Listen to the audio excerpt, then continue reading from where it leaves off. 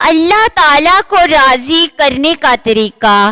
حضرت موسیٰ علیہ السلام نے اللہ تعالیٰ سے پوچھا، اے اللہ تعالیٰ، تیری رضا کس میں ہے؟ فرمایا، میری رضا میری قضا میں ہے۔ جو میری قضا پر راضی ہوگا میں اپنے اس بندے سے راضی ہو جاؤں گا، اور جو میری قضا پر ناراض ہوگا میں بھی اس بندے سے ناراض ہو جاؤں گا۔ دیکھیں کہ ہم اپنے رب تعالیٰ کی تقسیم پر راضی ہیں یا شکوہ کرتے ہیں۔ کچھ لوگوں نے حضرت موسیٰ علیہ السلام سے پوچھا کہ ہمیں کیسے پتہ چلے گا کہ اللہ تعالیٰ ہم سے راضی ہے؟ فرمایا، میں کوہ طور پر جاؤں گا اور اللہ تعالیٰ سے پوچھوں گا۔ چنانچہ جب کوہ طور پر تشریف لے گئے تو عرض کیا، اے پروردگار، آپ کے بندے یہ بات پوچھ رہے ہیں۔ رب کریم نے فرمایا، میرے بندوں سے جا کر کہہ دو کہ وہ اپنے دل میں جھانک کر دیکھیں۔ اگر میرے بندے اپنے دل میں مجھ سے خوش ہیں تو میں اپنے بندوں سے خوش ہوں، اور اگر وہ مجھ سے ناراض ہیں تو میں بھی اپنے بندوں سے ناراض ہوں۔ تو دل میں دیکھیں کہ اس میں اللہ تعالیٰ کے شکوے ہیں یا اللہ تعالیٰ کی محبت ہے۔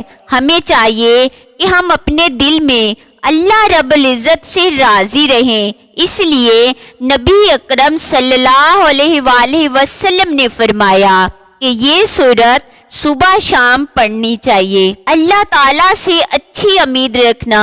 جابر بن عبداللہ انصاری سے روایت ہے کہ میں نے رسول پاک صلی اللہ علیہ وآلہ وسلم کو ان کے وصال سے 3 روز قبل کہتے سنا ہے کہ تم میں سے کوئی شخص دنیا سے اس حالت میں رخصت نہ ہو مگر یہ کہ وہ اپنے رب سے حسن ظن رکھتا ہو۔ اللہ تعالیٰ فرماتا ہے کہ میں اپنے بندے کے ساتھ ویسا ہی معاملہ کرتا ہوں جیسا وہ مجھ سے گمان رکھتا ہے۔ میں اس کے ساتھ ہوتا ہوں جب وہ مجھے یاد کرتا ہے۔ اگر وہ مجھے خلوت میں یاد کرے تو میں اسے خلوت میں یاد کرتا ہوں، اور اگر مجھے جلوت میں یاد کرے تو میں اس سے بہتر مجلس میں اس کا ذکر کرتا ہوں۔ وہ میری جانب 1 بشت آگے بڑھے تو میں 1 گز آگے بڑھتا ہوں۔ وہ میرے پاس چل کر آئے